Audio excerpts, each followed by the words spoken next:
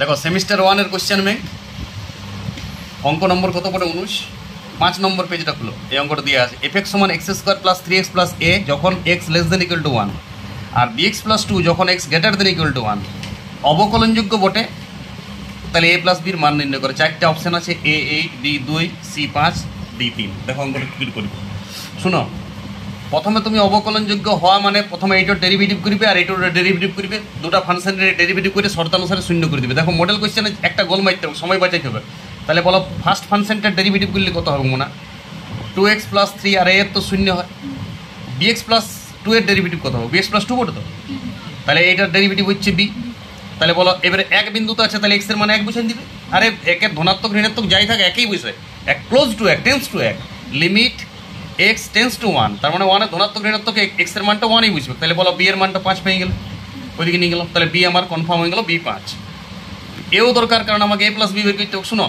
এবারে তুমি b পেয়ে গেছো কিন্তু ডেরিভেটিভ করলে এটা উড়ে যাচ্ছে অথচ এর মানটা আমাকে বের করতে হবে তাহলে দেখো যে অন্তর্কলনযোগ্য হয় সে সন্তত হয় তাহলে সন্তত হলে শর্ত কি হবে সন্তত হলে শর্তে কি হবে বলো এটা শর্ত কি এটা অবকলনযোগ্য হলে শর্ত অবকলনযোগ্য হলে সন্তত হলে বলো এখানে x এর মান একই বুঝবে 3 এর মান জানি না এবারে বলো b এর মান আমার তো পাই গেছি 5 তাহলে 5ই বুঝবে চিরকাল আর x এর মান 1 আর এটা 2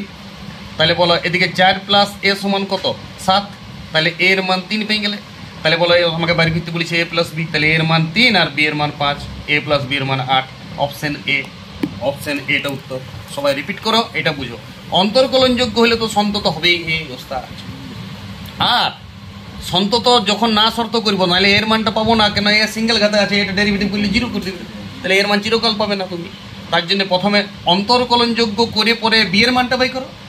ফির সন্ততা সিদ্ধ করো কারণ অন্তর্কলনযোগ্য যে হবে সে সন্তত হবেই তাহলে ওটা করে এর মান পাবো a + b = 8 অঙ্কটা রিপিট করো যার প্র্যাকটিস করবে প্র্যাকটিস করো রিপিট করো কোশ্চেন ব্যাংক ছেড়ে নিয়ে যাও অঙ্ক পরীক্ষা দাও প্রচুর আর 12 40 সেমিস্টার ওকে।